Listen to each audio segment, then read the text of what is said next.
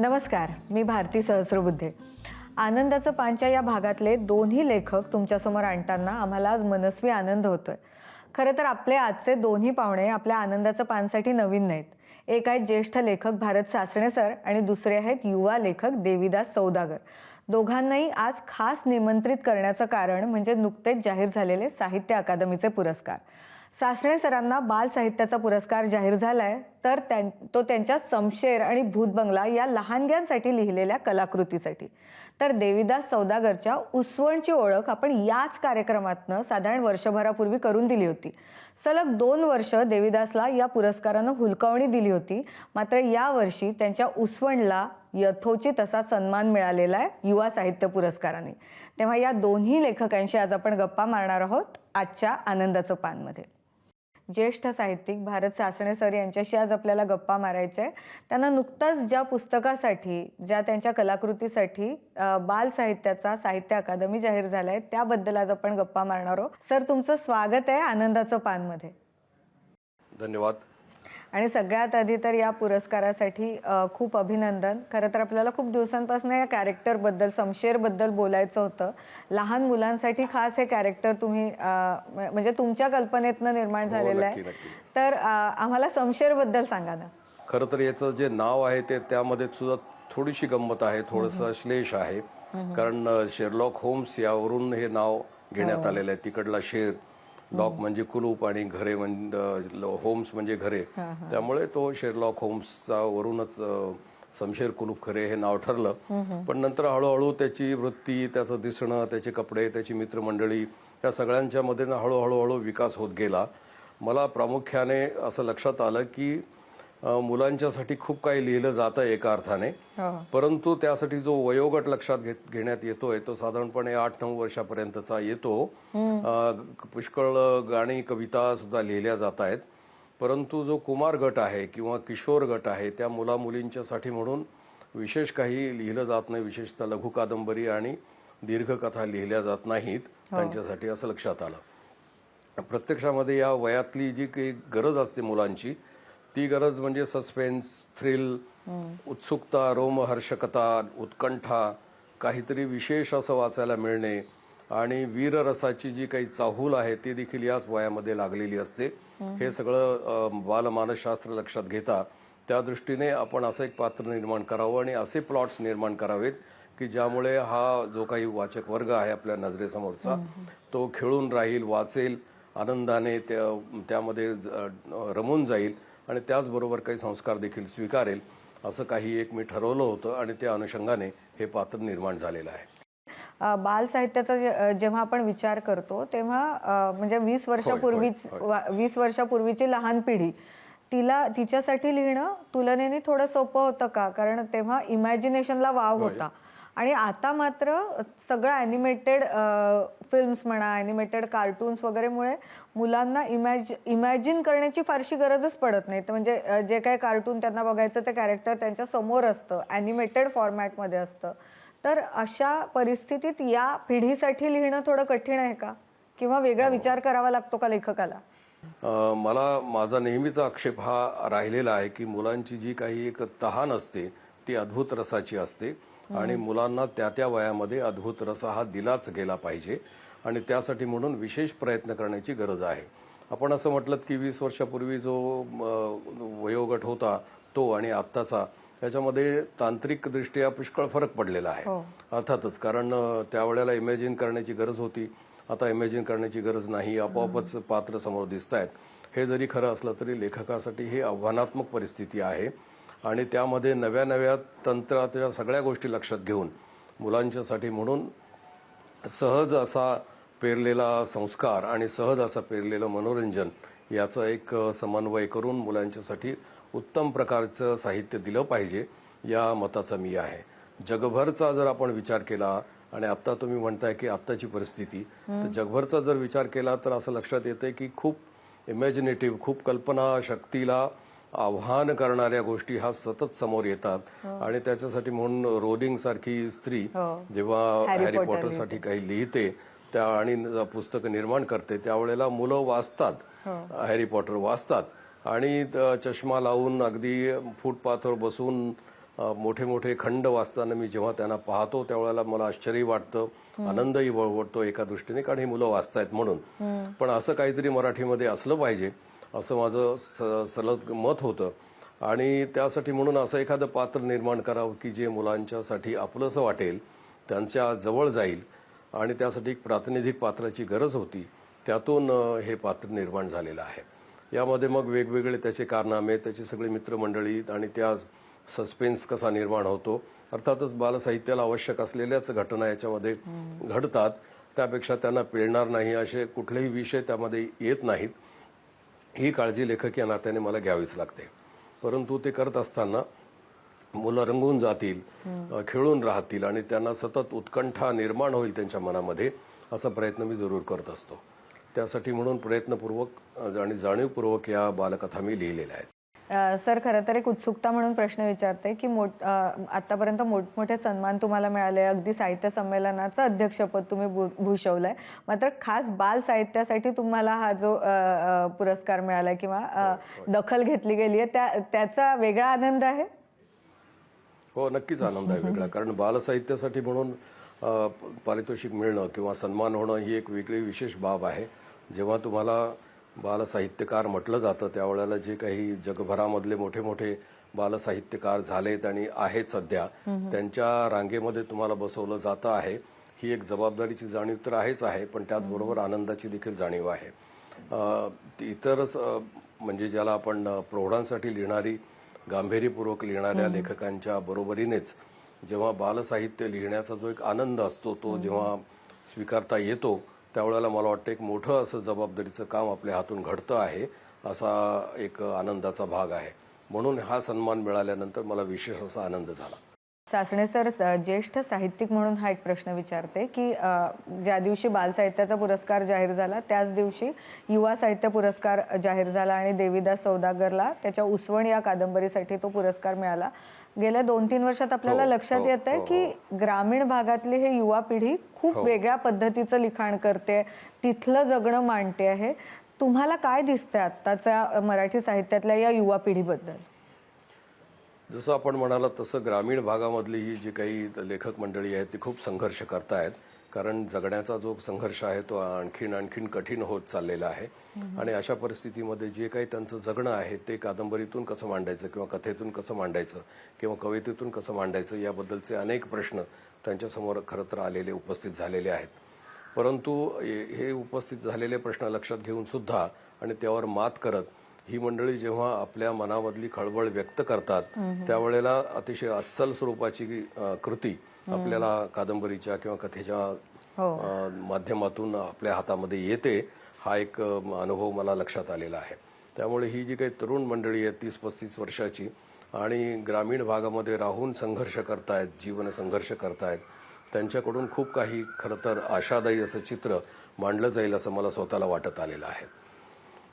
तर नुकतेच युवा साहित्य अकादमी पुरस्कार जाहीर झालेले आहेत आणि सांगायला अतिशय आनंद होतोय की एक वर्षभरापूर्वी आनंदाचं पानमध्येच आपण ज्या पुस्तकाविषयी गप्पा मारल्या होत्या, ज्या पुस्तकाविषयी सगळ्या वाचकांना माहिती दिली होती, ते म्हणजे देवीदास सौदागर यांचं उसवण, त्याच कादंबरीला हा युवा पुरस्कार जाहीर झालेला आहे अगदी नुकताच. आणि त्याविषयीच गप्पा मारायला आणि अर्थात उसवणबद्दल गप्पा मारायला स्वतः देवीदास आपल्यासोबत आहेत. देवीदास, स्वागत आहे तुमचं आनंदाचं पानमध्ये आणि खरंच खूप अभिनंदन तुमच्या कादंबरीला युवा साहित्य पुरस्कार जाहीर झालाय त्याबद्दल.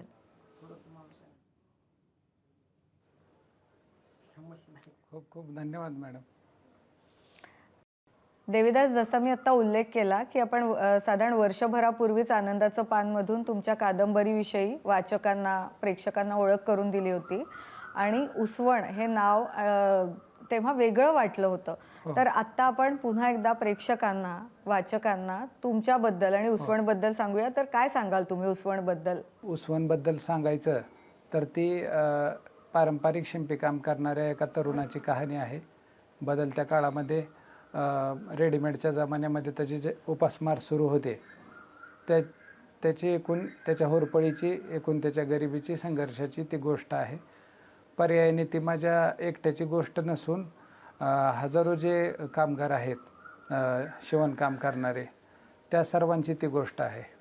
जसं तुम्ही सुरुवातीला उल्लेख केला की आता हे रेडीमेडच्या जमान्यात जे शिवणकाम करणाऱ्यांचं आयुष्य आहे किती कठीण झालंय, तुम्ही काय अनुभवताय, कशा पद्धतीचा चा संघर्ष करावा लागतोय?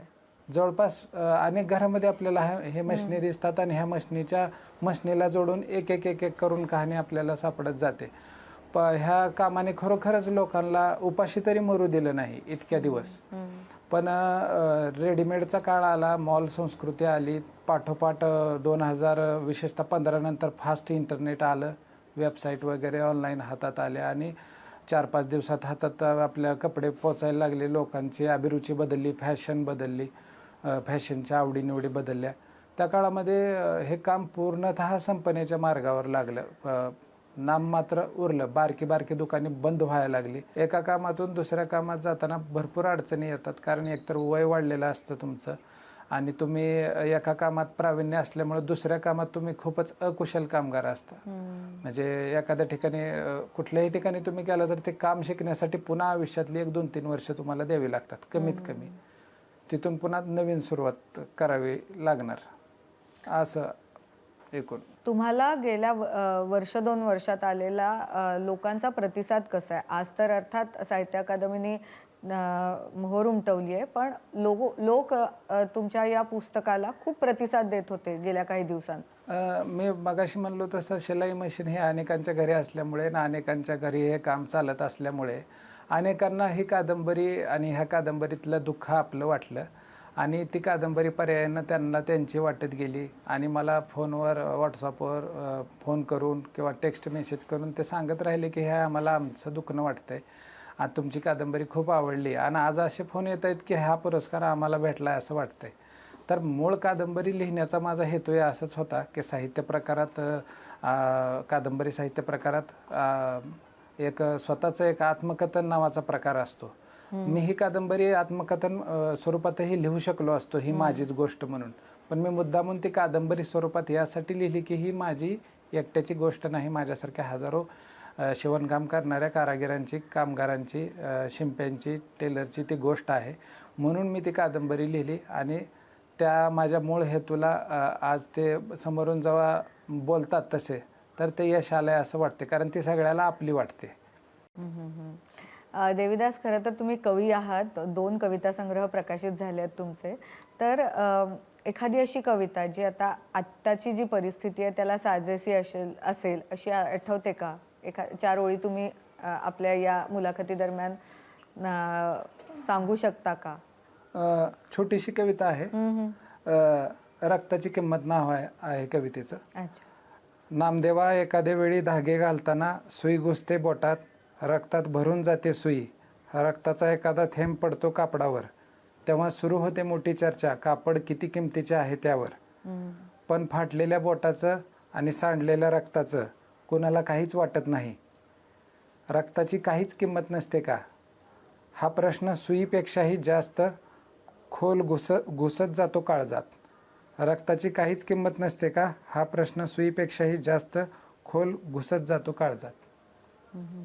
साहित्य अकादमी सारखा एक मोठा पुरस्कार तुमच्या कादंबरीला मिळालाय, तर तुमचा हुरूप वाढला असेल आणि पुढे पण आणखीन काही लिहायचं या दृष्टीने विचार सुरू झालाय का, किंवा ती प्रोसेस सुरू आहे का काही वेगळ्या विषयावर लिखाण करण्याची किंवा आणखीन काही पद्धतीचं लिखाण करण्याची? हो, निश्चित. पुरस्कार मिळाल्यामुळे प्रोत्साहन मिळालंय. पुरस्काराचा मूळ हेतू तोच असतो की प्रोत्साहन एखाद्या व्यक्तीला मिळावं त्या क्षेत्रात. नक्कीच प्रोत्साहन मिळाले. नंतरच्या काळामध्ये बेरोजगार तरुणाच्या जगण्यावर कादंबरी लिहिण्याचं एक आहे मनात. म्हणजे त्याच्या वेळेवर नोकरी न होणं, लग्न न होणं, असे जे काही सध्याचे इकडले प्रश्न आहेत, विशेषतः इकडल्या ग्रामीण भागातले, तर त्यावर आधारित कादंबरी लिहिण्याचा विचार आहे. देविदास, अगदी शेवटचा प्रश्न विचारते की आता साहित्य अकादमी सारखा मोठा पुरस्कार मिळालाय, सगळीकडे लोकांना कळलंय तुमचं नाव, ज्यांना माहिती नव्हतं पुस्तकाविषयी त्यांनाही कळलेलं आहे. आता असं वाटतं की काहीतरी आपली जी जगणं आहे, जी परिस्थिती आहे ती बदलेल किंवा बदलावी? हा, परिस्थिती सध्या जे आहे ते कष्ट करत ते बदलत जाईल, पण आयुष्यामध्ये एवढं म्हणजे अडाणी एक कुटुंब, शाळेत गेलेलं पहिलाच मी ह्या घरातला मुलगा आणि भले एखादी शिक्षण झाल्यानंतर माझ्या हाताला चांगलं काम भेटलं जरी नसलं तरी ह्या कामावर मी आत्ता सध्या पडता काळ आला आहे, खूप पडता काळ आला आहे, पण ह्या कामावर मी बरंचसं आत्तापर्यंत चांगलं जीवन जगलो. आणि माझे जे नातेवाईक असतील, मित्र असतील, ह्यांना वाटतं की बाबा तू खूप म्हणजे तुझं एकूण शिक्षणाचे तू चीज केलं आणि तुझ्या एकूण आजोबा पणजोबा तुझे वडील ह्यांच्या कष्टाचं तू चीज केलं, तर ह्या गोष्टीचा मला विशेष आनंद वाटतो. नाही देवीदास, खरोखरच उत्तम अशी एक कादंबरी तुमच्या हातून लिहून झाली आणि या पुरस्काराने नक्कीच तुम्ही चीज केलेलं आहे तुमच्या घरच्यांचं, आणि आम्हाला सुद्धा काहीतरी वेगळं वाचायला तुमच्यामुळे मिळालेलं आहे. त्यामुळे तुमचं असंच लिखाण सुरू ठेवा, वेगवेगळे विषय हाताळा. आमच्याकडून तुम्हाला आणि तुमच्या सगळ्या कुटुंबियांना शुभेच्छा आणि पुन्हा एकदा अभिनंदन. आजच्या दोन्ही पुस्तकांवर साहित्य अकादमीनेच मोहर उमटवली आहे, त्यामुळे ही पुस्तकं नक्की वाचाच. आणि त्याचबरोबर आणखी कोणती पुस्तकं आवर्जून वाचली जात आहेत ते सांगतात आहेत मॅजेस्टिक बुक डेपोचे संचालक आशय कोठावळे. मी आशय कोठावळे. यावेळी मॅजेस्टिक बुक डेपोमधील टॉप 5 पुस्तकांपैकी पहिलं पुस्तक आहे अरुण कोल्हटकर.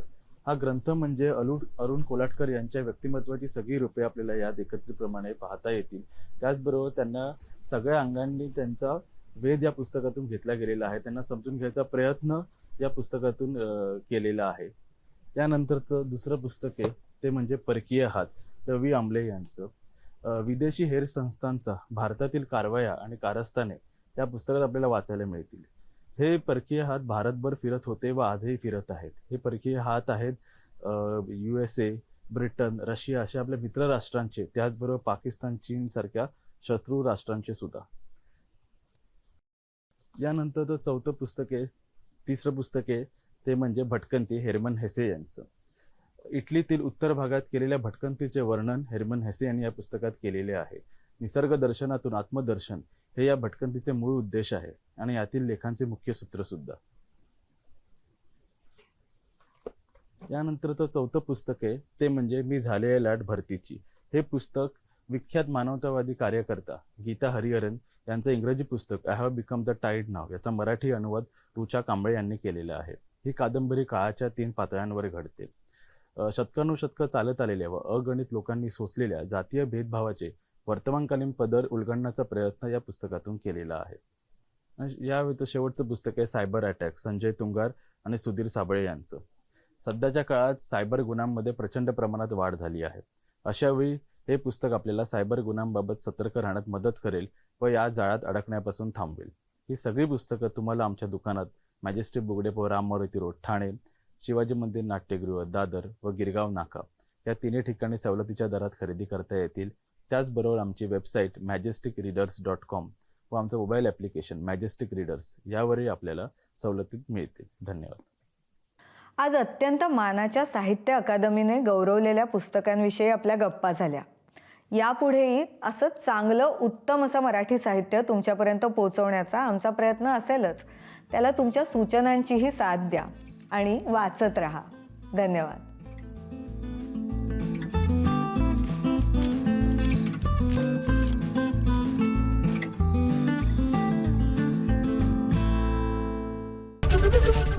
एबीपी माझा, उघडा डोळे बघा नीट.